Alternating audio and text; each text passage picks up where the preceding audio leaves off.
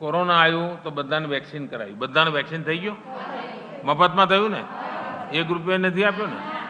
એવું જ કામ આપણે પશુઓ માટે કરીએ છીએ અને પશુઓનું પણ વેક્સિનેશન કરીએ છીએ અને એ રેગ્યુલર કરાવવું જોઈએ. ખુરપકાનો રોગ આપણા પશુને બહુ નુકસાન કરતો હોય છે, તો કરશો એ બધા કાળજીપૂર્વક. હવે તમારા પશુઓનો નંબર લખી ગયો છે પેલો 12 આંકડામાં?